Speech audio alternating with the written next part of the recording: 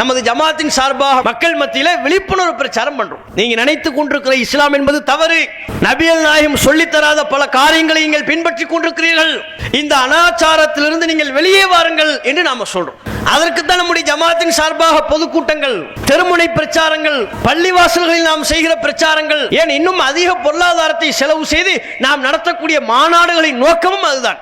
செலவு பண்றது பிரச்சனை இல்லை. ஒரு முஸ்லிமை அசத்தியத்திலிருந்து சத்தியத்தை நோக்கி அழைத்து விட்டால் அதற்காக எத்தனை லட்சங்களை வேண்டுமானாலும் செலவு செய்யலாம். நம்ம அப்படித்தானே பார்க்கணும். எத்தனை லட்சங்களை செலவு செய்தேனும் ஒரு முஸ்லிம் நரக படுகொலையில் விடுவதை விட்டு காப்பாற்ற வேண்டாமா? இன்றைக்கு முஸ்லிம்கள் சென்று கொண்டிருக்கிற பாதை சரியா? இஸ்லாம் என்று இவர்கள் எந்த பாதையில் செல்கிறார்களோ அது அழிவு பாதையாக இருக்கிறது, நாசத்தின் பாதையாக இருக்கிறது, நரகத்தை நோக்கிய பாதையாக இருக்கிறது. அதனை தடுத்து நிறுத்த வேண்டிய கடமை நமக்கு இருக்கிறது. ஆகையினால் தான் தமிழகம் எங்கும் நம்முடைய பிரச்சாரத்தை நாம் வீரியப்படுத்தி சென்று கொண்டிருக்கிறோம். அஸ்ஸலாமு அலைக்கும் வரஹ்மத்துல்லாஹி வபரகாத்துஹு. கண்ணியத்திற்குரிய எல்லாம் உள்ள அல்லாஹ்வின் நல்லடியார்களே, இந்த தருணத்தில் நபி வழி நடப்போம் என்கிற தலைப்பு எனக்கு வழங்கப்பட்டுள்ளது. பொதுவாக நமது ஜமாத்தின் சார்பாக இத்தகைய மார்க்க மற்றும் சமூக சீர்திருத்த நிகழ்ச்சிகளை நடத்த முன்வரும் பொழுது அரிதாக சில பகுதிகளிலே எதிர்ப்புகள் கிளம்புவதுண்டு. இந்த பொதுக்கூட்டமும் பல்வேறு எதிர்ப்புகளுக்கு மத்தியில் அல்லாஹ்வின் அருளால் தற்போது நடைபெற்றுக் கொண்டிருக்கிறது. தற்போதைய நாட்டு நிலவரப்படி குடிகாரர்களுக்கு எந்த பிரச்சனையும் கிடையாது. கஞ்சா விற்கிறவன் நிம்மதியா வித்துக்கிட்டு இருப்பான். அவனையெல்லாம் போய் எதிர்ப்பதற்கோ அவர்கள் மீது புகார் கொடுப்பதற்கோ ஆள் இருக்காது. போதைப் பொருட்களை விற்பனை செய்பவர்கள் அல்லது போதைப் பொருட்களை உட்கொண்டு விட்டு பெண்களிடம் தவறாக நடந்து கொள்ளக்கூடியவர்கள், அவர்களுக்கும் எந்த ஊர்லயும் பிரச்சனை இல்லை. ராஜபோகமா வாழ்ந்துகிட்டு இருக்கிறான். நடு ரோட்ல நிற்பான். வர்ற போற பெண்களை எல்லாம் தான் மனைவியா நினைப்பான். உள்ளுக்குள்ள இறங்கிருச்சுல கஞ்சாவை, உள்ளுக்குள்ள அவன் சாப்பிட்டு விட்டான். தன்னை கடந்து செல்லக்கூடிய அத்தனை பெண்களையும் தன்னுடைய மனைவி போல் நினைப்பான். அவனுக்கு பாதிப்பில்லை, பிரச்சனை இல்லை. ஆனால் நம்மை போன்ற ஒரு அமைப்பு மக்கள் மத்தியில, சமூக மக்கள் மத்தியில் காணப்படுகிற சமூக தீமைகளை களைய வேண்டும் என்று வீதியில் இறங்கி பிரச்சாரம் செய்தால் அவற்றுக்கு எதிர்ப்பு தெரிவிப்பதற்கு 100 பேர் இருக்கிறாங்க. இவர்களுக்கு பொதுக்கூட்டத்துக்கு அனுமதி கொடுக்காதீங்க, இவர்கள் பொதுக்கூட்டம் இந்த பகுதியில் நடத்தக்கூடாது, பல எதிர்ப்புகள். ஏகத்துவம் என்று வருகின்ற பொழுது மக்கள் மத்தியில் யாரெல்லாம் சமூக சீர்திருத்தத்தையும் கொள்கை பிரச்சாரத்தையும் முன்வைக்கிறார்களோ அவர்கள் எதிர்ப்புகளுக்கு மத்தியில் தான் அதை செய்தார்கள். இறை தூதர்களின் வாழ்க்கை வரலாறு நமக்கு தருகின்ற பாடம் அதுதான். அத்தனை எதிர்ப்புகளையும் தாண்டி இந்த பகுதியில் நம்முடைய பொருளாதாரத்தை செலவு செய்து நம்முடைய சகோதரர்கள் பல இரவுகள் தூக்கம் இழந்து பெரும் நெருக்கடிக்கு மத்தியில் இந்த பொதுக்கூட்டத்தை நாம் ஏன் ஏற்பாடு செய்ய வேண்டும்? எதிர்ப்புகள் வந்தால் விலகிவிட வேண்டியதுதானே, நமக்குத்தானே லாபம். நாம் ஒரு பொதுக்கூட்டத்தை நடத்தவில்லை என்று சொன்னால் நம்முடைய பொருளாதாரம் நமக்கு மிச்சமாகும். ஆனால் அவற்றையெல்லாம் பொருட்படுத்தாம அத்தனை சிரமங்களுக்கு மத்தியில் நாம் இந்த பொதுக்கூட்டத்தை நடத்துவதற்கு காரணம் இறை தூதர்களின் வாழ்க்கை வரலாறு நமக்கு தருகின்ற பாடம், உத்வேகம். நபி நூஹ் அலைஹிஸ்ஸலாம் அவர்கள் மக்கள் மத்தியில் கொள்கை பிரச்சாரத்தை முன்னெடுத்தார்கள், சமூக சீர்திருத்த பிரச்சாரத்தினை முன்னெடுத்தார்கள். அப்போதும் இதே போல் ஊர் மக்கள், அந்த பகுதி மக்கள் எதிர்ப்பு தெரிவித்தாங்க. எப்படி அவர்கள் தங்களுடைய எதிர்ப்பை பதிவு செய்தார்கள்? நூஹ் அலைஹிஸ்ஸலாம் அவர்கள் ஒவ்வொரு ஊர் மக்களையும் வீடு வீடாக தெரு தெருவாக சந்தித்து தனியாகவும் கூட்டமாகவும் மக்களை அழைத்து பிரச்சாரம் செய்தார்கள். நூஹ் நபி பிரச்சாரம் செய்கின்ற பொழுது அந்த ஊர் மக்கள் ஜஅலு அஸாபிஅஹும் ஃபீ ஆதானிஹிம், தங்களுடைய விரல்களை காதுகளுக்குள்ளே வைத்துக் கொள்வார்கள். இவருடைய பிரச்சாரம் நம்ம காதுக்கு வரக்கூடாது, இவர் பிரச்சாரத்தை நாம் செவிமடுக்க கூடாது என்று காதுகளை அடைத்துக் கொள்வார்களாம். ஆடைகளால் தங்களை போர்த்திக் கொள்வார்கள், இவங்க பார்வையிலேயே படக்கூடாது என்று போர்த்திக் கொள்வார்களாம். அவர்கள் அசத்தியத்தில் பிடிவாதமாக இருந்தார்கள், பெருமை கொண்டார்கள், ஆணவம் கொண்டார்கள் என்று அல்லாஹ் ரப்பல் ஆலமீன் அந்த மக்கள் நூஹ் நபியின் பிரச்சாரத்திற்கு வெளிப்படுத்திய எதிர்ப்பை நமக்கு பதிவு செய்கிறார். நபி நாயகம் ஸல்லல்லாஹு அலைஹி வஸல்லம் அவர்கள் மக்கமா நகரத்திலே இணை வைப்பாளர்களுக்கு மத்தியில் ஏகத்துவத்தை எடுத்துச் சொல்லுகின்ற பொழுது குர்ஆன் வசனங்களை அவர்களுக்கு எடுத்துரைக்கின்ற வேளையில் அவர்களும் இதே பாணியில் இந்த எதிர்ப்பை பதிவு செய்தார்கள். கூட்டத்துக்கு போகாதீங்கன்னாங்க. இன்னைக்கு சொல்றாங்கல்ல, இந்த இடத்துக்கு அனுமதி கொடுக்க கூடாது, இந்த பகுதியில் இவர்களுக்கு பிரச்சாரம் செய்ய அனுமதி கொடுக்க கூடாது என்று இன்றைக்கு இவர்கள் எதிர்ப்பு தெரிவிப்பதை போலவே நபிகள் நாயகம் மக்காவில் பிரச்சாரம் செய்கின்ற பொழுதும் எதிர்ப்புகள் கிளம்பியது. அல்லாஹ் திருக்குர்ஆனில் சொல்கிறான், وَقَالَ الَّذِينَ كَفَرُوا لَا تَسْمَعُوا لِهَذَا الْقُرْآنِ இறை மறுப்பாளர்கள் சொன்னார்கள், முஹம்மது சொல்லக்கூடிய குர்ஆனை நீங்கள் கேட்காதீர்கள். குர்ஆனை கேட்டாதான பிரச்சனை, கேட்காதீங்க. வல்கவ் ஃபீஹி அதில் தவறுகளை கண்டுபிடிப்பதற்காக மூழ்குங்கள், குறை கண்டுபிடிப்பதற்கு வேண்டுமானால் கேளுங்கள், மற்றபடி முஹம்மதின் பிரச்சாரத்தை நீங்கள் செவிமடுக்காதீர்கள், அவர் சொல்லக்கூடிய குர்ஆன் வசனங்களை செவியேற்காதீர்கள் என்று மக்காவில் உள்ள இணைவிப்பாளர்களும் சொன்னார்கள். அதையெல்லாம் தாண்டி அந்த மக்கள் நேர்வழிக்கு வர வேண்டும் என்று அக்கறை கொண்டு நபிகள் நாயகம் பிரச்சாரம் செய்து மக்களை வென்றெடுத்தார்கள். நாங்களும் அதே பாணியில் நீங்கள் எங்களுக்கு பல்வேறு எதிர்ப்புகளை கொடுத்தாலும் அவற்றை தாண்டி சத்தியத்தை மக்கள் மத்தியில் சொல்ல வேண்டும் என்கிற அக்கறையில் தான் இந்த பொதுக்கூட்டத்தை நாங்கள் நடத்தி கொண்டிருக்கிறோம். நாங்கள் என்ன சொல்லுகிறோம் மக்கள் மத்தியிலே? நாம் அனைவரும் உயிரை விட மேலாக நேசிக்கக்கூடிய, அவர்கள் எந்த ஜமாத்தாக இருந்தாலும் எந்த அமைப்பாக இருந்தாலும் முஸ்லிம் என்று வருகின்ற பொழுது நபிகள் நாயகம் ஸல்லல்லாஹு அலைஹி வஸல்லம் அவர்களை அவர் உயிரை விட மேலாக நேசிக்க வேண்டும். அல்லாஹ் திருக்குர்ஆனில் அவ்வாறு நமக்கு வலியுறுத்துகிறான். அந்நபியு அவுலா பில் முஃமினீன மின் அன்ஃபுஸிஹிம், இந்த நபி மூமின்களுக்கு தங்களது உயிரை விட மேலானவர். உயிரை விட மேல் என்று சொல்லிவிட்டால் குடும்பத்தை விட, மனைவி மக்களை விட, பெற்றோரை விட, சொந்த பந்தங்கள், நண்பர்கள், உலகத்தில் உள்ள யாவரையும் விட ஒவ்வொரு முஸ்லிமும் நபிகள் நாயகம் ஸல்லல்லாஹு அலைஹி வஸல்லம் அவர்களை நேசிக்க வேண்டும். அந்த நேசத்தை வெறுமனே வாய் வார்த்தையாக சொல்லக்கூடாது. எந்த முஸ்லிமை அழைத்து கேட்டாலும் நான் நபிகள் நாயகத்தை நேசிக்கிறேன் என்றுதான் சொல்லுவார். யாரும் நபிகள் நாயகத்தை நான் நேசிக்கவில்லை என்று எந்த முஸ்லிமும் சொல்ல மாட்டார். ஆனால் நேசம் என்பது வெறும் வாய் வார்த்தையால் சொல்லி முடிக்கக்கூடிய ஒன்றல்ல. உண்மையில் நாம் நபிகள் நாயகத்தை நேசிக்கிறோம் என்றால் நம்முடைய வாழ்வியலை நபிகள் நாயகம் எப்படி அமைத்துக் கொள்ள வேண்டும் என்று சொன்னார்களோ அதன்படி அமைத்துக் கொள்ள வேண்டும். முழுமையாக நபிகள் நாயகத்தை நம்முடைய வாழ்வில் பின்பற்ற வேண்டும். அல்லாஹ்வின் தூதருடைய உத்தரவுக்கு கேட்டோம், கட்டுப்பட்டோம், சமிஅனா அத்தஅனா என்று கூற வேண்டும். நபிகள் நாயகத்தை அவர்கள் நமக்கு சொல்லக்கூடிய மார்க்க உத்தரவுகளுக்கு நாம் முழுமையாக கட்டுப்படும் பொழுதுதான் நாம் ரசூலுல்லாஹ்வை உண்மையில் நேசிக்கிறோம் என்று ஆகும். குர்ஆனும் அப்படித்தான் நமக்கு சொல்லித் தருகிறார். குல், நபியே நீங்கள் மக்களுக்கு சொல்லுங்கள், இன் குன்தும் துஹிப்பூனல்லாஹ், நீங்கள் உண்மையில் அல்லாஹ்வை நேசித்தால் ஃபத்தபிஊனி, நபியாகிய என்னை பின்பற்றுங்கள், நான் சொல்லுகிற கட்டளைகளுக்கு கட்டுப்பட்டு நடங்கள். யுஹிப்புக்குமுல்லாஹ், அல்லாஹ் உங்களை நேசிப்பான். வயக்ஃபிர் லக்கும் துனூபக்கும், உங்கள் பாவங்களை அல்லாஹ் மன்னிப்பான். அல்லாஹ்வை நேசிப்பது உண்மை என்றால் அல்லாஹ்வின் தூதரை நாம் பின்பற்ற வேண்டும். நபிகள் நாயகம் ஸல்லல்லாஹு அலைஹி வஸல்லம் அவர்களை நாம் நேசிப்பது உண்மை என்றால் நம்முடைய ஒவ்வொரு செயல்பாட்டையும் எப்படி அமைத்துக் கொள்ள வேண்டும் என்று நபிகள் நாயகம் நமக்கு சொல்லித் தருகிறார்களோ அதற்கு முழுமையாக செவில் தாழ்த்தி கட்டுப்பட வேண்டும். ரசூலுல்லாஹ் சொன்னதுக்கு மாத்தமா வேறு எந்த ஒன்றையும் நாம் செய்துவிடக் கூடாது. அப்போதுதான் நம்முடைய ஈமான் முழுமை பெறும். நபி வழி நடக்கின்ற பொழுது நபிகள் நாயகம் எந்த பாதையை காட்டி செல் என்று நமக்கு உத்தரவிடுகிறார்களோ அந்த பாதையில் நாம் கண்ணை மூடிக்கொண்டு நடக்கும் பொழுதுதான் நம்ம வெற்றி பெறுவோம். அப்போதுதான் நம்முடைய ஈமான் அல்லாஹ்வால் அங்கீகரிக்கப்பட்ட ஈமானாக மாறும். ஃபலா வ ரப்பிக லா யுமினூன், அல்லாஹ் சொல்கிறான், நபியே உமது இறைவனின் மீது ஆணையாக இவர்கள் ஈமான் கொண்டவர்களாக ஆக மாட்டார்கள். யாரு?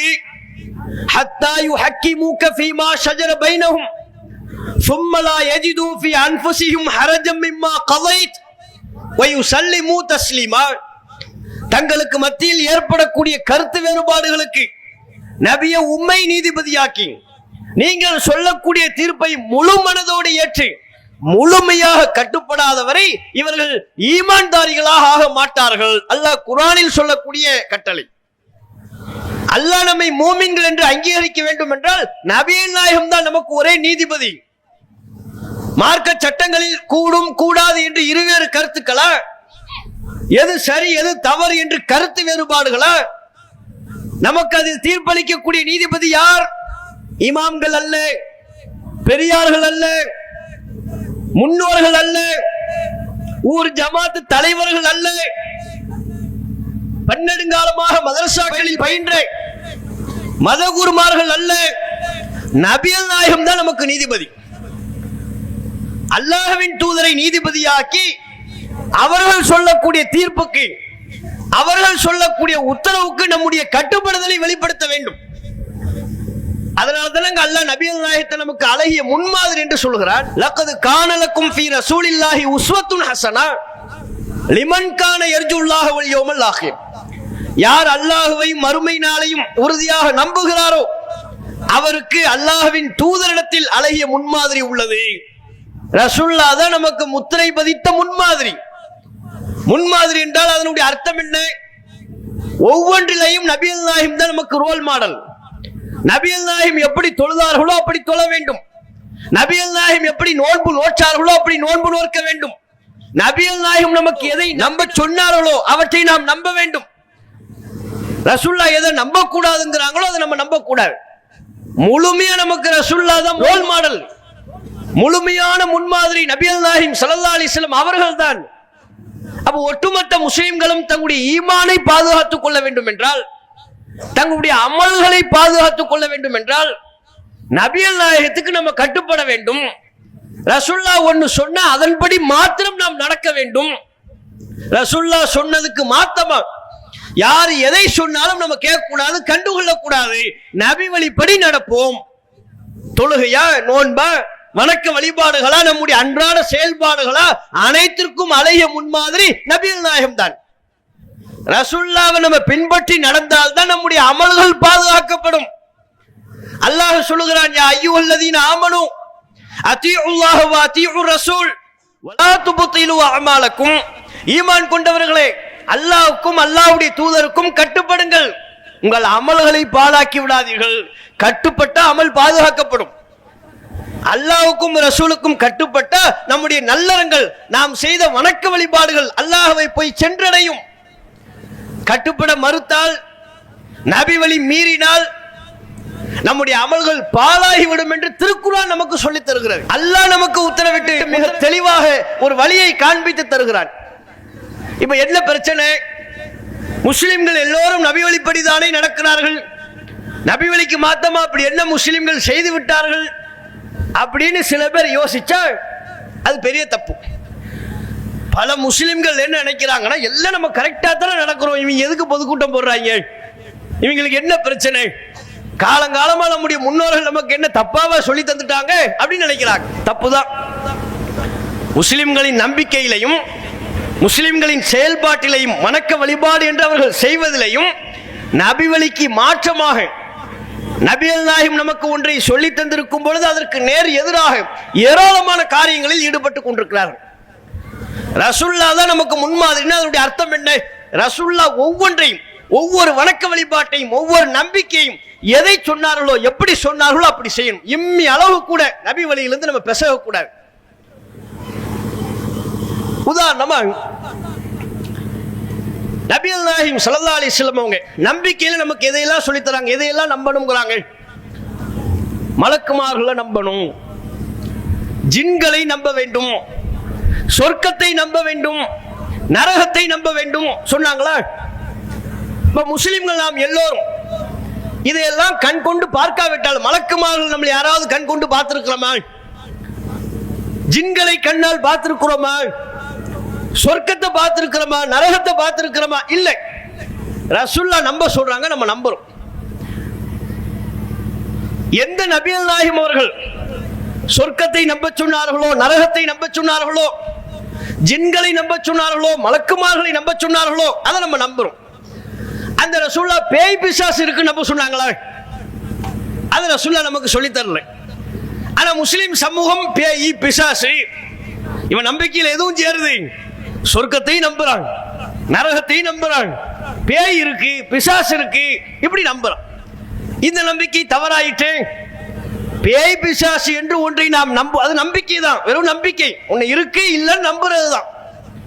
இருக்கு இல்லைன்னு நம்புவதாக இருந்தால் கூட நபிகள் நாயகம் எதை நம்ப சொன்னாங்களோ அதைத்தான் நம்ம நம்பணும். எப்படி நம்ப சொன்னார்களோ அப்படி நம்ப வேண்டும். ரசூலுல்லாஹ் நம்பாத எதையும் நாம நம்ப கூடாது. ரசூலுல்லாஹ் பேய் பிசாசு இருக்குன்னு சொன்னாங்களா நமக்கு? முஸ்லிம்களில் பலர் அவ்வாறு நம்புகிறார்களா இல்லையா? மனிதர்கள் இறந்து அவருடைய ஆவி பூமியில் உலாவி கொண்டிருக்கிறது, அதுதான் பேய் பிசாசுகளாக சுத்தி கொண்டிருக்கிறது. நைட்டு 12 மணி டைம் வச்சிருக்கலாம் பாருங்க. எந்த பேய் சொல்லிச்சு 12 மணி? நீ பகல்ல வர சொல்ல 12 மணி ஆயிடுச்சுன்னா போதுமா பேய் வருமா? 12 மணி. அதுவும் முந்தைய ஆதி காலத்துல ரொம்ப பீதியை கிளப்பி வச்சிருந்தாங்க, மக்களை ஏமாத்தி வச்சிருந்தாங்க. 12 மணி அது வெள்ளை ட்ரெஸ் போட்டு தான் போகும், அதுக்கு வாடைகள் நறுமணங்கள் பிடிக்காது, மல்லிகைப்பூ பிடிக்காது. அப்போ ஒன் மேன் ஷோ ஸ்ப்ரேனா பிடிக்குமா? அதுக்கு லிஸ்ட் போடுற பாருங்க, மல்லிகைப்பூ பிடிக்காது. அதை வைத்து கொண்டு அப்படியே 12 மணிக்கு போனோம்னா பேய் அவனை அடிச்சிரும், பேய் அவனை பிடிச்சிரும், அவன் உடம்புக்குள்ள பேய் புகுந்து விடும். இது என்ன ஒரு நம்பிக்கை? இது முஸ்லிம் சமூகம் எப்படி நம்பலாமா? அந்த நம்பிக்கையிலிருந்து முஸ்லிம்களை மீட்பதற்கே பெருமளவுக்கு ஆகிவிட்டது. இன்னைக்கு நம்பிக்கிட்டு இருக்கிறாங்க. இன்றைக்கும் ஒரு சில முஸ்லிம்கள் சில ஊர்களில் பழக்கம் இருக்கிறது. அங்க மௌத்து வந்துருச்சுன்னு வைங்க, வீட்டு திண்ணையில லைட்டை போட்டுருவாங்க. ஒரு வாரத்துக்கு லைட்டு வெளியே திண்ணையில. ஏன்? இல்லை மௌத்தா போனவர் வருவாரு, எது ஒரு வாரத்துக்கு வந்துட்டு போவாராம். அப்ப இருட்டா இருக்கக்கூடாது இல்லை, அதுக்காண்டி லைட்டா. இதெல்லாம் எப்பேற்பட்ட மூட நம்பிக்கை, இஸ்லாத்துல இல்லாத. அப்ப நபிகள் நாயகம் ஸல்லல்லாஹு அலைஹி வஸல்லம் அவர்கள் ஒன்றை நம்ப சொல்லவில்லை என்றால் ரசூலுல்லாஹ் நமக்கு எப்படி நம்ப சொன்னாங்க? மனிதர்கள் இறந்து விட்டால் எல்லோரும் மண்ணறையில் இருக்கிறாங்க, பர்சக் வாழ்க்கை. நல்லவர்களாக இருந்தால் நிம்மதியாக உறங்கிக் கொண்டிருப்பார்கள், தீயவர்களாக இருந்தால் அல்லாஹ்வினுடைய வேதனையை அனுபவித்துக் கொண்டிருப்பார்கள். நல்ல ஆத்மாக்களாக இருந்தாலும் சரி, தீய ஆத்மாக்களாக இருந்தாலும் சரி, இரண்டும் இறைவனின் கட்டுப்பாட்டில் இருக்கின்றது. அல்லாஹ்வுடைய பாதுகாப்பில் இருக்கு, அல்லாஹ்வுடைய கட்டுப்பாட்டில் இருக்கு. அதை மீறி வெளியே வர முடியாது. இது நமக்கு நபிகள் நாயகம் சொன்ன நம்பிக்கை. ஆனால் நபிகள் நாயகம் சொன்ன நம்பிக்கைக்கு மாற்றமாக பேய் பிசாசுன்னு இருக்கு நம்பினா அது சரியா? இது நபி வழிக்கு மாற்றம். அதே போலத்தான் நபிகள் நாயகம் ஸல்லல்லாஹு அலைஹி வஸல்லம் அவர்கள் நேரங்களை நிர்வகிப்பவன் அல்லாஹ், காலத்தை இயக்குபவன் அல்லாஹ் என்று நமக்கு சொல்லி தந்தாங்க. இதுல நல்ல நேரம் கெட்ட நேரம் என்பதெல்லாம் கிடையாது. இது நல்ல நேரம் காலையில 10 இருந்து சாயங்காலம் 6 மணி வரை நல்ல நேரம், அதற்கு பிறகு உள்ள நேரம்லாம் கெட்ட நேரம், இந்த நாள் நல்ல நாள், இந்த நாள் கெட்ட நாள் என்றெல்லாம் நம்புவதற்கு இஸ்லாத்தில் இடமில்லை. நபிகள் நாயகம் ஸல்லல்லாஹு அலைஹி வஸல்லம் அவர்கள் எல்லா நாட்களும் எல்லா நேரமும் அல்லாஹ்வின் கட்டுப்பாட்டில் இருக்கிறது. ரசூலுல்லாஹ் மிக தெளிவாக சொன்னார்கள், அல்லாஹ் சொல்வதாக சொன்னார்கள், ஆதமுடைய மகன் எனக்கு தொந்தரவு செய்கிறான், அவனுடைய பேச்சு எனக்கு தொந்தரவாக இருக்கின்றது. என்ன பேச்சு? அவன் காலத்தை பழிக்கின்றான், யசுபுத்தஹர், காலத்தை திட்டுகிறான், இது கெட்ட காலம், இது மோசமான காலம் என்று காலத்தையும் நேரத்தையும் திட்டுகிறான். இது மிகவும் தொந்தரவு அளிக்கின்ற பேச்சு. அல்லாஹ் சொன்னான், அனத்தஹர், நான் தான் காலம், காலத்தை இயக்குபவன் நான். அப்படி இருக்கின்ற பொழுது நான் இயக்கக்கூடிய காலத்தை நேரத்தை இவன் குறை சொல்வான? இது நல்ல நேரம், இது கெட்ட நேரம், இது நல்ல நாள், இது கெட்ட நாள் என்று பங்கீடு செய்வான? இது தொந்தரவு தரும் பேச்சு என்று அல்லாஹ் கண்டிப்பதாக நபிகள் நாயகம் ஸல்லல்லாஹு அலைஹி வஸல்லம் அவங்க நமக்கு சொல்லி தராங்க. அப்ப என்ன அர்த்தம்? எல்லாமே அவர்களுக்கு வசதியான நேரத்தை தேர்வு செய்து கொள்ள வேண்டுமே ஒழிய நல்ல நேரம் கெட்ட நேரம்ங்கிறதுலாம் ஒண்ணு கிடையாது. எதை நல்ல நேரம்னு ஒருத்தட்ட கேட்போம், அங்க ஒரு ஜோசியர் கேட்போம், எது நல்ல நேரம் எதுன்னு கேட்போம். காலையில் 7 காலையில் 10 மணி வரையும் சொல்றாரா? அந்த 3 மணி நேரத்தில் நாட்டில் விபத்துகளே நடக்காத, அந்த 3 மணி நேரத்தில் எந்த மரணங்களும் நடக்காத, உலகம் முழுக்க நீங்கள் எதை நல்ல நேரம் என்று சொன்னால் அந்த நல்ல நேரம் என்று நீங்கள் நிர்ணயிப்பதில் பல தீய செயல்கள் நடக்கும். ஒரு காரியத்தை நீங்கள் கெட்ட நேரம் என்று குறிப்பீர்கள், அந்த நேரத்தில் பல குழந்தைகள் பிறக்கும், பல பேருடைய தொழில் வளமாக பெருகும், பல குடும்பங்கள் சேரும். எதை கெட்ட நேரம் என்று மனிதர்கள் வகைப்படுத்துகிறார்களோ அதுல பல மனிதர்களுக்கு நல்லது நடக்கும். அப்ப காலத்தில் எதுவும் இல்லை, அல்லாஹ்வுடைய இயக்கம் தான் அனைத்தும், அல்லாஹ் தான் அனைத்தையும் இயக்கி கொண்டிருக்கிறான். இப்படி ஒரு முஸ்லிம் நம்பணும். இந்த நம்பிக்கைக்கு மாத்தமா முஸ்லிம்கள்ல பலரும் நம்புகிறார்களா இல்லையா, இது நல்ல நேரம், இது கெட்ட நேரம், இது கெட்ட சகுனம் அப்படி நம்புறாங்க. இவர் வீட்டை விட்டு வெளியே வருவார், வெளியே வரும்போது கல்லு தட்டிடுச்சின்னு வைங்க, கெட்ட சகுனம். வீட்டுக்குள்ள போயிட்டு அப்படி வெளியே வருவார். ஏன்? போற காரியம் உருப்படாது. வீட்டை விட்டு வெளியே வரும்போது பூனை குறுக்க வந்துருச்சுன்னா போதும், பூனை குறுக்க வந்துருச்சு என்னங்க அதனால என்ன பிரச்சனை? போற காரியம் உருப்படாது, போற காரியம் உருப்படாதுன்னு யாரு சொன்னாங்க? அவர் எப்படி ஒண்ணு வெட்டி முறிக்கிற காரியத்துல இல்ல, போய் 5 ரூபாய் டீ குடிக்க போறாரு, டீயை குடிச்சு புரளி பேச போறாரு. அதுக்கு என்னவா? பூனை குறுக்க வந்துருச்சான். பூனை குறுக்க வந்ததுனால இந்த காரியம் கெட்டு போயிரும், வீட்டுக்குள்ள போயிட்டு திரும்ப வருவார். இதெல்லாம் இஸ்லாமிய சமூகத்தில் இப்படிப்பட்ட தவறான நம்பிக்கைகள் இருக்கலாமா?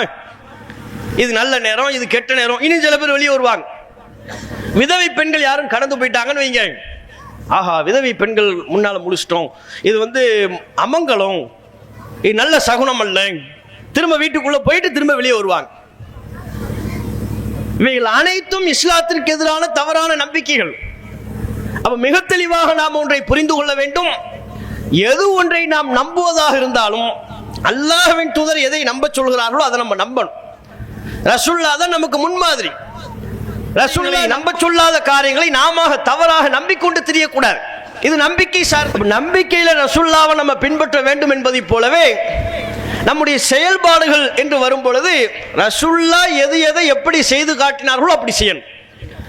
அதுல நம்ம மாற்றம் பண்ணக்கூடாது. வணக்க வழிபாடுகளா, தொழுகையா, நோன்பா, ரசூலுல்லாஹ் எப்படி தொழுதாங்க அதுக்கு தானங்க அல்லாஹ் ரசூலுல்லாஹ்வை அனுப்பி வைக்கிறான். ரசூலுல்லாஹ் என்றல்ல, ஒவ்வொரு இறை தூதரையும் அல்லாஹ் அனுப்பி வைப்பதற்கு என்ன காரணம்? ஒவ்வொரு காலகட்டத்திலையும் அல்லாஹ் இறை தூதர்களை தேர்வு செய்கிறான். அந்த இறை தூதர்கள் மக்கள் மத்தியில் அல்லாஹ்வின் புறத்திலிருந்து செய்திகளை பற்றி எடுத்து சொல்கிறார்கள். எதுக்கு அல்லாஹ் அந்த தூதரை நியமனம் பண்றான், தேர்வு செய்கிறான்? பின்பற்றுவதற்கு தான் அல்லாஹ் அந்த தூதர்களை தேர்வு செய்கிறான். அவர் சொல்லுவார், நம்ம ஃபாலோ பண்ணணும். நாம நம்முடைய இஷ்டத்துக்கு எதையும் உருவாக்க கூடாது. அல்லாஹ் திருக்குர்ஆனில் சொல்கிறான், ஒமா அர்சல்னா மிர் ரசூல் இல்லா லியுதாஅ பிஇذனிஹி. எந்த ஒரு தூதரையும் அவர் பின்பற்றப்பட வேண்டும் என்பதற்காகவே தவிர வேறு எதற்கும் நாம் அனுப்பவில்லை. நாம தூதர்களை அனுப்புவதின் நோக்கம் அல்லாஹ் சொல்லக்கூடிய விஷயத்திற்கு அந்த தூதர்களை எல்லோரும் பின்பற்ற வேண்டும். நான் சொல்லுகிற கட்டளைகளை அவர் உங்களுக்கு சொல்வார், நீங்க எல்லாரும் ஃபாலோ பண்ணுங்க. ஃபாலோ பண்ணுவதற்கு வணக்க வழிபாடுகளையும் நாம் நம்ப வேண்டிய நம்பிக்கை சார்ந்த விஷயங்களையும் கற்றுத்தருவதற்குத்தான் அல்லாஹ் தூதர்களை தேர்வு செய்கிறான். அந்த தூதர்கள் நமக்கு மத்தியில் அத்தகைய கருத்துக்களை சொல்லுவார்கள், அதை நம்ம ஃபாலோ பண்ணணும். நாம இஷ்டத்துக்கு உருவாக்க கூடாது. நபிகள் நாயகம் சொன்ன ஒன்றை சேஞ்ச் பண்ணக்கூடாது, மாற்றக்கூடாது. அந்த அதிகாரம்லாம் நமக்கு வழங்கப்படவே இல்லை. தூதர்களுக்கே அந்த அதிகாரம் கிடையாது. நீங்க பாருங்க, இப்ப நாம 5 வேளை தொழுகையில ஈடுபடுறோம். சுபுஹ் 2 ரக்காத்து. ஒருவர் சொல்கிறார், பள்ளி இமாம் சொல்கிறார், வருஷம் ஃபுல்லா 2 ரக்காத் தானே தொழுதுகிட்டு இருக்கிறோம், நாளையிலிருந்து சுபுஹ் 4 ரக்காத்தா தொழுவோம்ங்கிறார். ஊர் மக்கள்லாம் எல்லாரும் இமாம் நீங்க சொல்லிட்டா ஓகே சொல்லிடுவோமா? அதே 4 ரக்காத்துன்னு மாத்திர அதிகாரம் உங்களுக்கு என்ன இருக்கு? ரசூலுல்லாஹ் 2ன்னு சொன்னா 2 தான். நபிகள் நாயகம் மக்ரிப் 3 ரக்காத்துன்னு சொன்னா 3 ரக்காத் தான். அதை 4ஆக நம்ம அதிகப்படுத்த இயலாது. அதிகப்படுத்தவோ குறைக்கவோ உள்ள அதிகாரம் நமக்கு யாருக்கும் கிடையாது. குர்பானி, ஹஜ்ஜுடைய காலம் வருகிறது, குர்பானி கொடுக்கணும். எதை ரசூலுல்லாஹ் குர்பானி கொடுக்க சொன்னாங்களோ அதைத்தானே கொடுக்கணும். ஒருத்தர் காட்டுக்கு போய் மானை வேட்டையாடி கொண்டு வர்றாரு, நான் மானை குர்பானி கொடுக்க போறேன், எவ்வளவு கஷ்டப்பட்டு பிடிச்சேன் தெரியுமாங்கிறார்.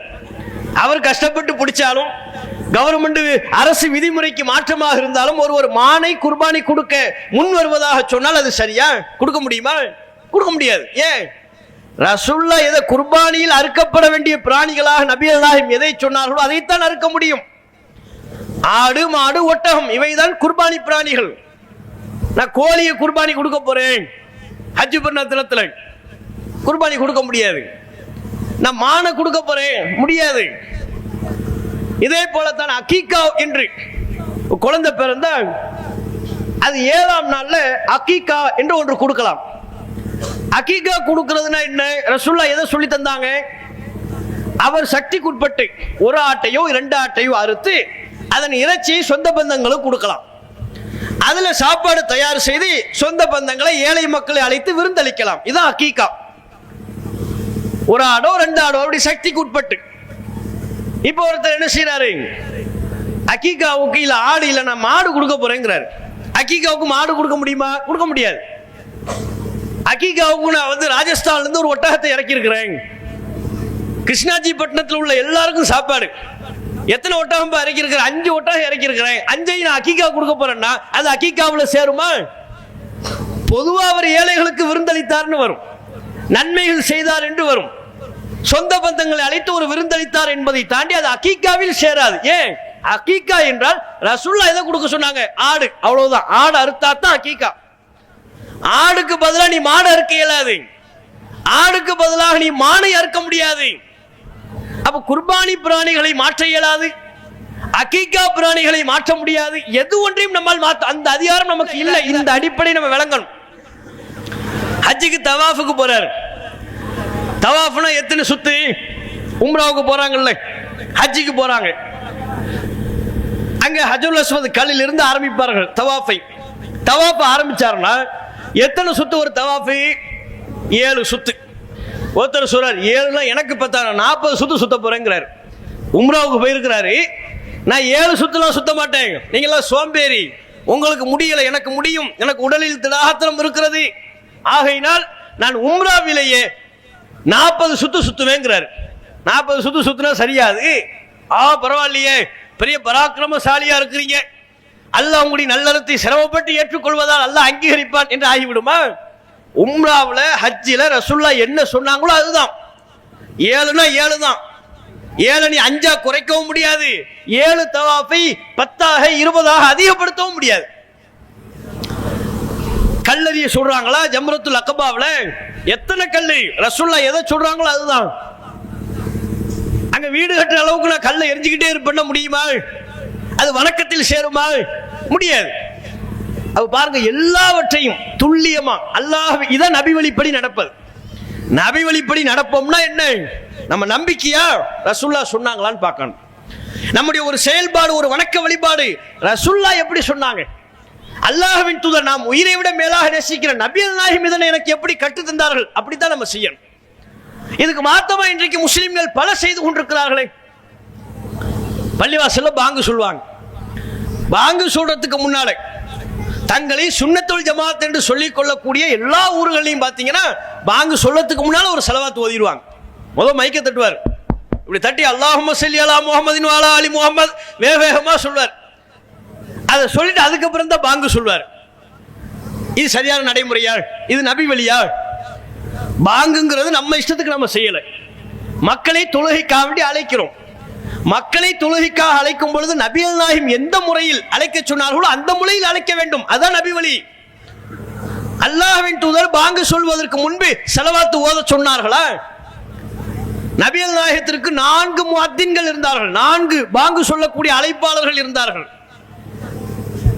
பிலால் ரலியல்லாஹு அன்ஹு, அபூ மஹ்தூரா, அப்துல்லா இப்னு உம்மி மக்தூம், இன்னும் ஒரு சஹாபி என்று 4 நபி தோழர்கள் அல்லாஹ்வின் தூதருடைய முஅத்தின்களாக பாங்கு சொல்லக்கூடிய அழைப்பாளர்களாக இருந்தார்கள்.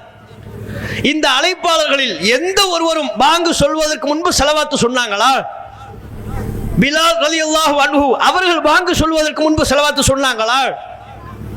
அபூ மஹ்தூரா அவர்கள் சொன்னார்களா? அப்துல்லா இப்னு உம்மி மக்தூம் அவர்கள் சொன்னார்களா? யாரும் சொல்லல. ஏன்? ரசூலுல்லாஹ் அப்படி சொல்லி காட்டல. பாங்கு சொல்றதா இருந்தா ஆரம்பிக்கும் போது அல்லாஹு அக்பர் அல்லாஹு அக்பர் இப்படித்தான் ஆரம்பிக்கணும். பாங்குக்கு முன்பு ஸலவாத் ஓதுவது தவறு. நபிகள் நாயகம் எந்த இடத்தில் அதை செய்ய சொன்னார்களோ அங்கே நாம செய்யணும். பாங்குக்கு பிறகு ரசூலுல்லாஹ் ஸலவாத் ஓத சொன்னாங்க. பாங்கு சொல்லி முடித்ததற்கு பிறகு ஸலவாத் ஓதணும். பாங்கு சொல்லி முடித்ததற்கு பிறகு அல்லாஹ்வின் தூதர் கற்றுத்தந்த துஆக்களை ஓத வேண்டும். அதை விட்டு உங்க பாங்கு சொல்றதுக்கு முன்னால ஸலவாத் ஓதுவாங்க. கேட்டா என்ன, ஸலவாத் ஓதுனா தப்பா? ரசூலுல்லாஹ் எந்த இடத்துல சொல்றாங்களோ அந்த இடத்துல தான் ஓதணும். நாம நம்முடைய இஷ்டத்திற்கு இடங்களை மாற்றிக்கொண்டு ஓதினால் தப்பு தான். அது ஸலவாத் தப்பல்ல, ஓதப்படுகிற இடம் தவறு. ஒருத்தர் கேட்கிறார், நான் பாங்கு சொல்லத்துக்கு முன்னால யாசின் ஓதிட்டு தான் பாங்கு சொல்வேங்கிறாரு. என்ன சொல்றது இப்போ? ஏங்க யாசின் ஓதிட்டு பாங்கு சொல்றீங்க? யாசின் ஓதுனா குத்தமா? நான் என்ன சினிமா பாட்டா படிச்சேங்கிறார். சினிமா பாட்டு இல்லதான். யாசின் ஓதுனா குர்ஆன்ல இருந்து நாம ஓதுறோம் நன்மை. அதை பாங்குக்கு முன்னால் ஓதலாமா? பாங்குக்கு முன்பாக ஒரு இடத்தை நாம் தேர்வு செய்து ஓதுவதா இருந்தால் நபி நமக்கு காட்டி தந்திருக்கணும். இது பாங்கு சொல்வதில் உள்ள பிழைகள். தொழுகையில பாருங்க, நீயத்துங்கிற பேர்ல, நீயத்துனா மனசால நினைக்கணும். வாயால் மொழிவது என்பது ஹஜ்ஜில உம்ராவுல தான். ஹஜ்ஜுக்கு போறாரா வாயால் சொல்ல லப்பைக்க ஹஜ்ஜத்தன் அப்படின்னு சொல்லணும். உம்ராவுக்கு போறாரா லப்பைக்க உம்ரத்தன், உம்ராவிற்காக வருகிறேன், ஹஜ்ஜுக்காக வருகிறேன் என்று அந்த வாயால் சொல்லணும். அதல்லாத மற்ற எல்லா இடங்களையும் நீயத்துனா மனசால் நினைக்கிறது. இப்ப தொழுகைக்கு செல்கிறோம், எண்ணத்தின் பேரில் தான் தொழுகைக்கு செல்கிறோம். சுபு தொழுகை நேரம் ஆயிடுச்சு, 5:30 மணிக்கு பாங்கு, 5:50க்கு இக்காமத்து, ரெடி ஆயிடுவோம். ரெடி ஆகிறார் 5:30 மணிக்கெல்லாம் எழுந்து ரெடி ஆகி போறார். எதுக்கு? நியத்து இருக்கு, தொழுவணும். சுபுஹ் தொழ வேண்டும் என்கிற நியத்தின் பேர்ல தான் அலாரம் வைக்கிறாரு, எழுந்திருக்கிறாரு, பல் துளக்கிறாரு, போறாரு. இதுதான் நியத்து. ஆனா இவங்க நியத்துங்கிற பேர்ல என்ன தெரியுமா, 5 நேர தொழுகைக்கு நியத்துன்னு ஒன்று எழுதி வச்சிருக்கிறாங்க.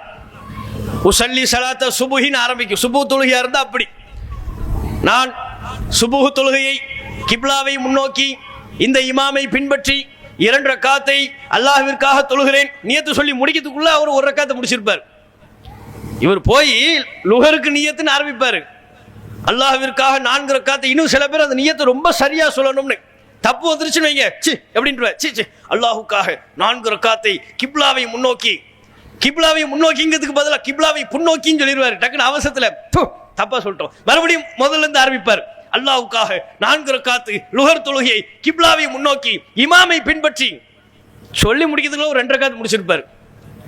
இப்படி வாயால் சொல்ல வேண்டும் என்று நபிகள் நாயகம் சொன்னாங்க. நீங்க அரபியில என்னெல்லாமோ எழுதி வைத்திருக்கிறீர்களே, தொழுகை புக்கு ஷாஃபி, தொழுகை புக்கு ஹனஃபி அப்படின்னு போட்டு வச்சிருக்கிறாங்க.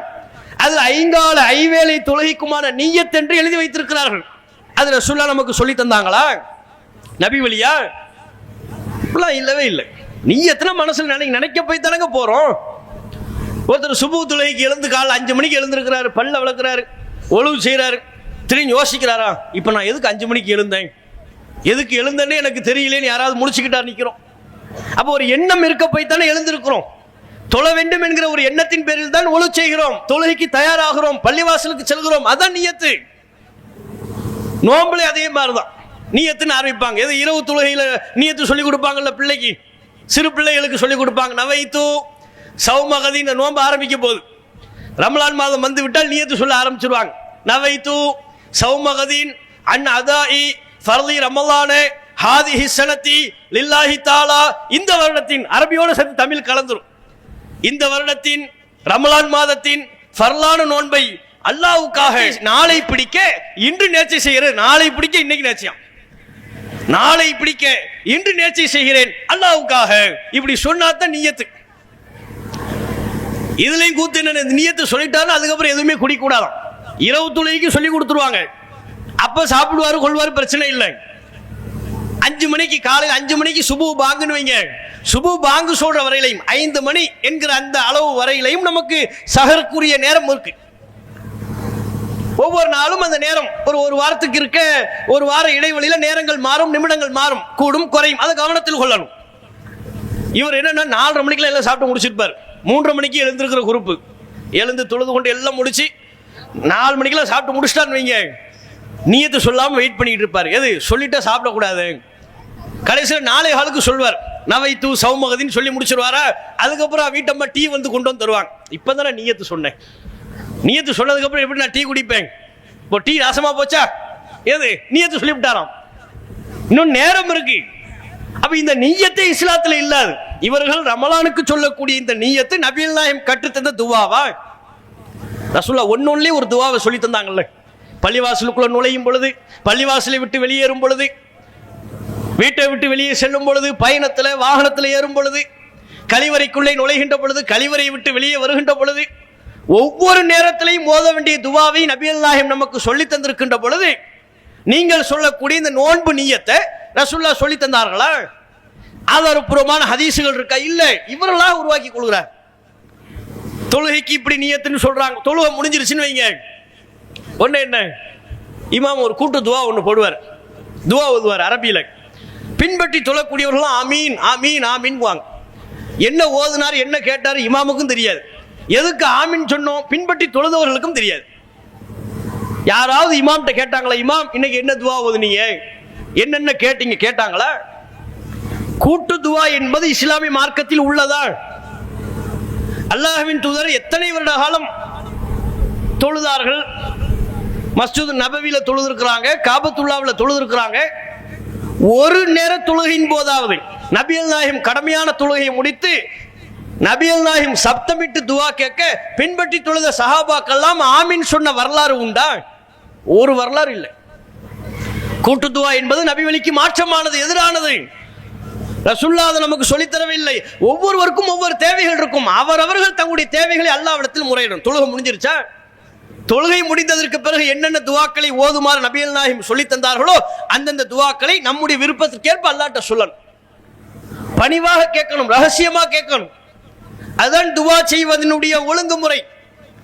ஒரு கூட்டமா இமாமு சப்தமிட்டு ராகம் போட்டு என்ன செய்வார், அரபியில ஓதுவார். பின்பற்றி தொழுதவர்கள் ஆமீன் சொல்றாங்க. என்னன்னு விளங்குதா? இமாமு கல்யாணம் ஆகாதவரா இருப்பார், அவர் அரபியில கேட்பார், இறைவா எனக்கு சாலிகான மனைவியை தான். பின்பற்றி தொழுதவர்கள் ஆமீன் அப்படிங்குவார். ஏன்? அவர் ஆல்ரெடி கல்யாணம் பண்ணிட்டார். இப்ப இந்த துவாவை போய் உங்க வீட்டம்மாட்ட சொன்னா என்ன நடக்கும்? இமாம் எப்படி ஒரு துவா கேட்டாரு, உங்க வீட்டுக்காரர் ரொம்ப சத்தமா ஆமீன்கிறாரு, என்ன நீங்க என்னன்னு பாத்துங்கன்னா வீட்டுல பிரச்சனை வருமா இல்லை? எப்படியா நீ ஆமீன் சொல்ல போச்சுன்னு கேட்பாங்களா இல்லையா? அவங்க நம்பிக்கையின்படி, இஸ்லாத்தில் அப்படி இல்லை. அவங்க நம்பிக்கை அந்த துவா ஏற்றுக்கொள்ளப்படும் என்று நம்பினால் அது அவங்களுக்கே முரணா இருக்கு. இமாமுக்கு திருமணமாகி குழந்தை இல்லாதவரா இருப்பாரு, அவர் துவா கேட்பார், இறைவா எனக்கு பரக்கத்தா பிள்ளைகளை தான் கேட்பார். இங்க ஆல்ரெடி ஒருத்தர் 5 பிள்ளையை பெற்று வச்சிருப்பார், ஆமீன் அப்படிங்குவார். என்ன இருக்கிறது 5 பிள்ளை போதாது இன்னும் பரக்கத்தா வேணும்னு கேட்கிறாரா? பொருந்துதா? தேவைகள் இவருடைய தேவை வேறு, இமாமுடைய தேவை வேறா இருக்கும். அனைவர் சார்பா இமாம் எப்படி துவா கேட்கிறது? அப்படி ஒரு நடைமுறை ரசூலுல்லாஹ் நமக்கு சொல்லி தரலையே. உதுஉ ரப்பக்கும் ததர்ருஅன் வ குஃபியா, உங்கள் இறைவனிடம் பணிவாகவும் ரகசியமாகவும் துவா கேளுங்கள். துவா கேட்கறதா இருந்தா பணிவா கேட்கணும். ராகம் போட்டு கேட்கலாமா? கேட்கறது அல்லாஹ்விடத்துல பணிவை வெளிப்படுத்தக்கூடிய அம்சமா? துவா கேட்கும்போது எதுக்கு ராகம்? நம்ம வீட்டுக்கு முன்னால ஒருத்தர் பிச்சை கேட்க வர்றாரு, யாசகம் கேட்க வர்றாரு. யாசகம் கேட்க வரும் பொழுது ராகம் போட்டு கேட்டா நம்ம ஏற்றுக்கொள்வோமா? ஒரு மைக்கை போடுறாரு, ஸ்பீக்கர் செட்டு போடுறாரு, ஒரு 4-5 பிச்சைக்காரெல்லாம் சேர்ந்து வீட்டம்மா பேரை சொல்லி இன்னாரே வாருங்கள் ரகசியமா ஒரு ராகம் போட்டு கேட்டுக்கிட்டு இருக்கிறாங்க. வீட்டில் பிரியாணி இருந்தா கொண்டு வாங்கன்னு ராகம் போட்டு கேட்குறாங்க. கொடுப்போமா? நம்ம விளக்கு மாத்த கொண்டு வந்து வெளியே வர மாட்டோம். என்னையா நீ ராகம் போட்டு என்ன கேட்டுக்கிட்டு இருக்கிற? கேட்கறது பிச்சை, இதுல உனக்கு எதுக்கு ராகம்? என்ன தேவையோ அது ஒழுங்கா கேளு, பணிவா கேளு. சொல்லுவோமா மாட்டோமா? நம்மிடத்தில் ஒருவர் யாசகம் கேட்பதா இருந்தா பணிவா கேட்கணும்னு நினைக்கிறோம்.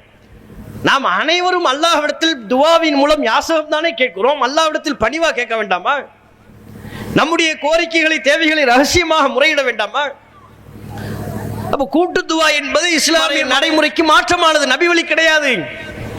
இப்படி ஒவ்வொன்றிலையும் இவர்கள் நபி வழிக்கு மாற்றமான காரியங்களைத்தான் செய்து கொண்டிருக்கிறார்கள் அப்படிங்கிறத நம்ம பார்க்கணும். ஜும்மாவுக்கு 2 பாங்கு சொல்றாங்க. ஜும்மா வந்துருச்சுன்னா 2 பாங்கு சொல்றாங்க. முதல் ஒரு 12:30 மணிக்கு இமாம் பயானுக்கெல்லாம் முன்னால 12:30 மணிக்கு ஒரு பாங்கு சொல்லிடுவாங்க. அதுக்கப்புறம் 1 மணிக்கு இமாம் மெம்பர்ல ஏறியதற்கு பிறகு ஒரு பாங்கு சொல்றாங்க. ஜும்மாவிற்கு 2 பாங்கு என்கிற இந்த நடைமுறை நபிகள் நாயகம் நமக்கு கற்றுத்தந்த சுன்னாவா? நபிகள் நாயகம் கற்றுத்தந்த நடைமுறையா? கிடையாது. நபிகள் நாயகம் காலத்திலும் அவர்களை பின்பற்றிய பல்வேறு நபித்தோழர்கள் அபூபக்கர் ரலியல்லாஹு அன்ஹு அவர்களின் காலகட்டத்திலையும் இன்னும் பல நபித்தோழர்களின் காலகட்டத்தில் பாங்கு என்பது என்ன? ஜும்மாவுக்கு 1 பாங்கு தான். இமாம் மிம்பரில் ஏறிய பிறகு அந்த பொழுதில் சொல்லக்கூடிய 1 பாங்கு தான் ஜும்மாவுடைய பாங்கு. அதுதான் நடைமுறை, அதுதான் சுன்னான். ஆனால் இன்றைக்கு பலரும் கடைபிடிக்கக்கூடிய இந்த 2 பாங்கு என்பது ரசூலுல்லாஹ் நமக்கு கற்றுத் தந்தது கிடையாது. உஸ்மான் ரலியல்லாஹு அன்ஹு அவர்கள் 2 பாங்கு சொன்னார்கள் அப்படின்னு சொல்லுவாங்க. உஸ்மான் அவர்கள் இவர்களை செய்ததை போல 2 பாங்கு சொல்லல. அவர் தனியா பள்ளிவாசலில் 2 பாங்கு சொல்லல, பள்ளியில 1 பாங்கு தான் சொன்னார். மக்கள் கடை வீதிகளில் இருக்கின்ற பொழுது அவர்கள் ஜும்மாவிற்கு வர வேண்டும் என்பதற்காக அங்கு போய் தனித்து தொழுகைக்கு ஒரு அழைப்பு முறையை செய்யக்கூடிய ஒரு முறையை அவர் உருவாக்கினார். உஸ்மான் ரலியல்லாஹு அன்ஹு அவர்களை இவர்கள் காரணம் காட்டினால் கூட கடை வீதிகளில் போய் பாங்கு சொல்லணும். பள்ளியில 2 பாங்கு சொல்வதற்கு உஸ்மான் அவர்கள் உதாரணமாக ஆதாரமாக கூற இயலாது. அப்ப பாருங்க, அப்ப இவர்கள் ஜும்மாவுக்கு 2 பாங்கு என்கிற ஒரு நடைமுறையில் ஈடுபடுகிறார்கள். இதுவும் நபி வழிக்கு மாத்தம். ரமலான் மாத காலகட்டங்களிலே இரவு தொழுகையை 20 ரக்காத்துகள் தொழுகிறார்கள். 20+3. அந்த 20 ரக்காத்து அரை மணி நேரத்தில் இமாம் முடிக்கணுங்கிறதுக்காக வேண்டி ஃபாஸ்டா ஓதுவார் பாருங்க இமாமு. என்ன வேகம்! நம்ம ஊர்ல உள்ள ரயில்கள், எக்ஸ்பிரஸ் ரயில் இருக்குல்ல, அதெல்லாம் தோத்து போயிடும். வேக வேகமா குர்ஆன் வசனங்களை ஓதுறது எதுக்கு? பின்பற்றி தொழுபவர்கள் கேட்பதற்கு தானே, அதன் மூலம் அறிவுரை பெறுவதற்கு தானே, அதற்குத்தானே குர்ஆன் வசனங்கள். வேக வேகமா ஓதுவார். அல்ஹம்துலில்லாஹி ரப்பில் ஆலமீன் ரஹ்மான் ரஹீம் மாலிகி ஆரம்பிச்சாருன்னா என்னன்னே தெரியாது, வலல்லாலின்னு தான் முடியும். அவர் வலல்லாலின்னு சொன்ன உடனே ஆமீன்றுவாங்க, முடிஞ்சு போச்சு. அதுக்கு இடையில என்ன ஓதுனாரு, என்ன சொன்னார் தெரியாது. இவ்வளவு வேகமா குர்ஆனை ஓதலாமா? அதுவும் முதல் தவறு. ஆனால் அது தாண்டி இரவு தொழுகை 20 ரக்காத்துகள் என்று தொழுகிறார்கள். இதற்கு மார்க்கத்தில் ஆதாரம் இல்லை. நபிகள் நாயகம் ஸல்லல்லாஹு அலைஹி வஸல்லம் அவர்கள் ரமலானிலும் ரமலான் அல்லாத காலகட்டங்களிலேயும் ரசூலுல்லாஹ் தொழுத இரவு தொழுகை என்பது 8+3. அதைத்தான் நபிகள் நாயகம் ஸல்லல்லாஹு அலைஹி வஸல்லம் அவர்கள் தொழுதார்கள். ஆயிஷா ரலியல்லாஹு அன்ஹா அவர்கள் அறிவிக்கிறார்கள், அதிகபட்சமா அரிதாக 12+1 13 ரக்காத் வரையிலும் தொழுதிருக்கிறார்கள். இவர்கள் 20+3 தொழுவதற்கு என்ன ஆதாரம்? ரசூலுல்லாஹ் எங்க தொழுது காட்டினாங்க? அப்ப மார்க்கத்தில் இல்லாத இந்த காரியங்கள், இந்த அமல்கள், இவர்கள் அமல் என்று சொல்லிக்கொண்டு செய்யக்கூடிய இந்த காரியங்களை அல்லாஹ் ஏற்பானா? நபிகள் நாயகம் இந்த செயல்களை எல்லாம் நமக்கு சொல்லி தந்திருந்தால் தானே அது அல்லாஹ்விடத்தில் அங்கீகரிக்கப்படும். மன் அமில அமலன் லைஸ அலைஹி அம்ருனா ஃபஹுவ ரத்துன். நாம் உத்தரவிடாத ஒரு அமலை, ஒரு காரியத்தை யார் செய்வாரோ அது அல்லாஹ்வால் நிராகரிக்கப்படும் என்று நபிகள் நாயகம் ஸல்லல்லாஹு அலைஹி வஸல்லம் சொன்னாங்க. நம்ம அமல் வணக்க வழிபாடு என்று செய்வதா இருந்தா அல்லாஹ் ரசூல் நம்ம காட்டி தந்திருக்கணும். ரசூலுல்லாஹ் உத்தரவிட்டிருக்க வேண்டும், அதனை கற்று தந்திருக்க வேண்டும். இல்லாவிட்டால் அது அல்லாஹ்வால் ஏற்கப்படாது. தாயத்து கட்டுறாங்க. தாயத்து கட்டுவது நபி வழியா? பள்ளிவாசல்ல இமாமே தாயத்து கட்டி விடுறாரு. உடல் நலம் சரியில்லை, காய்ச்சல் அப்படின்னு வந்தா உடனே ஒரு தாயத்தை எடுத்துடுறது. ஜுப்பா பாக்கெட்ல வச்சிருப்பார், ரெடிமேட்டா விட்டு எடுப்பார். டசு புசுன்னு ஏதாவது அரபியில சொல்வார். என்ன சொல்றாரு ஒன்றும் விளங்காது. அவர் கையில 3 முடிச்ச போட்டு கட்டி அனுப்பி வச்சிருவார். இந்த தாயத்து கட்டக்கூடிய கலாச்சாரம் இஸ்லாமிய கலாச்சாரமா ரசூலுல்லாஹ் நமக்கு சொல்லி தந்ததா? நபிகள் நாயகம் ஸல்லல்லாஹு அலைஹி வஸல்லம் அவர்கள் தாயத்தை தொங்க விட்டால் அது அவர் அல்லாஹ்வுக்கு இணை கற்பித்து விட்டார் என்று சொன்னார்கள். மன் தஅல்லக தமீமத்தன் ஃபக்கத் அஷ்ரக். எவர் ஒருவர் தாயத்தை தொங்க விடுவாரோ அவர் அல்லாஹ்விற்கு இணை கற்பித்து விட்டார். தாயத்து கட்டினா காய்ச்சல் சரியாயிரும், தாயத்து கட்டினா நமக்கு ஏற்பட்டிருக்கிற நோய் நீங்கிவிடும், நமக்கு துன்பங்கள் அணுகாது என்று நம்புவது இஸ்லாத்திற்கு எதிரான நம்பிக்கை. அப்படி ரசூலுல்லாஹ் நமக்கு நம்ப சொன்னாங்களா? ரசூலுல்லாஹ் யாருக்காவது தாயத்தை கட்டி விட்டாங்களா? சஹாபாக்கள் கட்டி விட்டாங்களா? அல்லாஹ் மேல நம்ம நம்பிக்கை வைக்கணும். நமக்கு நோயா, நம்ம குடும்பத்தில் யாருக்கும் ஏதேனும் ஒரு பிரச்சனையா அல்லாஹ்ட்ட துஆ செய்யணும். இறைவா எனக்கு ஏற்பட்டிருக்கிற இந்த துன்பத்தை போக்கு என்று இறைவனிடத்தில் மன்றாட வேண்டும். அதை விட்டுவிட்டு ஒரு கயிறின் மீது எப்படி நம்பிக்கை வைக்கலாம்? அது தப்பு என்று சொல்லக்கூடிய மார்க்க அறிஞர்கள், ஆலிம்கள் அவர்களே முன்னின்று தாயத்தை கட்டி விடுகிறார்கள். தர்காக்கள்ல பல்வேறு அனாச்சாரங்கள் நடைபெறுகிறது. அதன் மீது பல்வேறு பூக்களை போடுகிறார்கள். அங்கே போய் நின்று பிரார்த்தனை செய்கிறார்கள். அங்கு அல்லாஹ்வை வணங்குவதை போன்று, அல்லாஹ்வுக்கு சஜிதா செய்வதை போன்று தர்காக்கள்ல போய் சஜிதா செய்யறாங்க. இதெல்லாம் தப்புன்னு சொல்லணுமா இல்லையா? அல்லாஹ்ட்ட துஆ கேளுங்க. அவர் நம்மை போன்ற ஒரு சாதாரண மனிதர் தான். அவருடைய கபருக்கு தர்கா என்று ஒன்று கட்டுவதே தப்பு. ரசூலுல்லாஹ் இதை தடுத்திருக்கிறாங்க. சொல்லணுமா இல்லையா? அப்ப ஆலிம்கள் இதை சொல்ல தவறியதின் காரணத்தினால்தான் நாம் சொல்ல வேண்டிய ஒரு நிலைக்கு தள்ளப்படுகிறோம். உங்க ஆரம்ப காலகட்டத்திலேயே இது போன்ற இஸ்லாத்திற்கு எதிரான தவறான செயல்பாடுகளை எல்லாம் இல்லை என்று சொல்லி இந்த சமூகத்தை நல்வழிப்படுத்தி இருந்தால் நாம இதனை பிரச்சாரம் செய்ய வேண்டிய அவசியமே இருந்திருக்காது. பல்வேறு தவறான மூட நம்பிக்கைகளை இவர்கள் ஊக்கப்படுத்துகிறார்கள். இஸ்லாத்திற்கு எதிரான அனாச்சாரங்கள், செயல்பாடுகளை, குறிப்பாக தௌஹீதுக்கு எதிரான காரியங்களை எல்லாம் மக்கள் மத்தியில் புழங்குவதற்கு இவர்கள் இந்த ஆலிம்கள் காரணமாக இருக்கிறார்கள். நபிகள் நாயகத்தை தான் நாம் பின்பற்ற வேண்டும். நபி வழியின்படி நாம் நடக்கின்ற பொழுதுதான் மறுமை நாளில் வெற்றி பெற முடியும் என்பதை அழுத்தம் திருத்தமாக சொல்ல தவறிவிட்டார்கள். காலங்காலமா என்ன பழக்கம் இருக்கிறதோ, ஊர் வழக்கம் எப்படியோ, முன்னோர்கள் நமக்கு எப்படி மார்க்கத்தை சொல்லி தந்தார்களோ அதனையே நாம் செய்து கொள்வோம் என்று இவர்கள் தவறிலேயே மக்களை அசத்தியத்திலேயே உழல விடுகிறார்கள். இது தப்பு இல்லையா? அல்லாஹ் மறுமை நாள் நம்மளை கேள்வி எழுப்ப மாட்டானா? இஸ்லாத்தில் நான் உனக்கு எதனை இஸ்லாம் என்று சொல்லி தந்தேனோ, எந்த தூதரை பின்பற்ற சொன்னேனோ அதற்கு மாற்றமாக நீயாக ஏன் இஸ்லாத்தை கற்பனை செய்தாய்?